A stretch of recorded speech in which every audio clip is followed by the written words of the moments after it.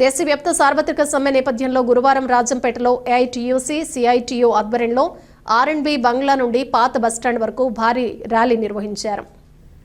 అనంతరం పాత బస్టాండ్ 4 రోడ్ల సర్కిల్ వద్ద మానవహారం ఏర్పాటు చేసి కేంద్ర ప్రభుత్వ విధానాలకు వ్యతిరేకంగా నిరసన తెలిపారు. ఈ సందర్భంగా సిఐటియు జిల్లా ఉపాధ్యక్షుడు చిట్వేల్ రవికుమార్, ఏఐటీయూసీ జిల్లా ఉపాధ్యక్షులు ఎన్ సరోజమ్మ, జిల్లా సహాయ కార్యదర్శి ఈ సికందర్ మాట్లాడుతూ కేంద్ర ప్రభుత్వం ప్రవేశపెట్టిన 4 లేబర్ కోడ్ల అమలు ప్రక్రియను తక్షణమే రద్దు చేయాలని డిమాండ్ చేశారు.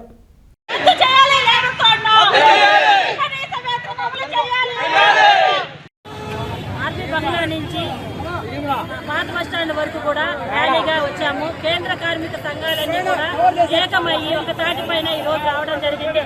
మాకు 4 లేబర్ కోడ్లు తీసుకొచ్చాడు నరేంద్ర మోడీ గారు. ఆ లేబర్ కోడ్ 4ను రద్దు చేయాలని, సమాన పనికి సమాన వేతనం ఇవ్వాలని, కనీస వేతనం ఇప్పుడుండే ధరలకు అనుకూలంగా కనీస వేతనం ఇప్పుడు బ్రతకాలంటే, ఒక కుటుంబం బ్రతకాలంటే 26,000 ఉండాలని, గ్రాడ్యుటీ అమలు చేయాలని, ఈఎఫ్ఐ, పిఎఫ్ఐ పంచిన సంక్షేమ పథకాలు కార్మికుడికి అమలు చేయాలని మేము కోరుకుంటున్నాం. ఈ AP anganwadi workers and helpers association రాష్ట్ర ఉపాధ్యక్షులు ఎన్ సరోజమ్మ. దేశవ్యాప్తంగా అన్ని కార్మిక సంఘాలు కూడా రోడ్డుపైకి వచ్చాయి. ఎందుకంటే ఈరోజు మా బాధలన్నీ కూడా కేంద్ర ప్రభుత్వం తెలియాలి. ఎందుకంటే మేమేదో గొప్ప చేస్తున్నాం, కార్మికులందరికీ కూడా ఉపయోగపడతారు మా చట్టాలు చెప్తారు. కానీ ఇంతమంది వేల మంది కార్మికులు ఈరోజు ఉద్యోగం మానుకొని లీవ్లు పెట్టుకొని స్ట్రైక్ సమ్మెకి వచ్చారంటే ఎంత కసి, ఎంత బాధలు అర్థం చేసుకోవాలి ప్రభుత్వం. ఎందుకంటే మీరు చేసే చట్టాలు ఏ కార్మికులు వర్తించవు. మీరు చేసేటన్నీ కూడా పెట్టుబడి సమాజానికి మాకు తప్ప కార్మికులకు ఎటువంటి పథకం వర్తించదు. వెంటనే అవి రద్దు చేయాలా. పాత చట్టాలు ఏదోనాయో మా ప్రాణాలు దిగి సాధించినామో ఆ చట్టాలు అమలు చేయాలా.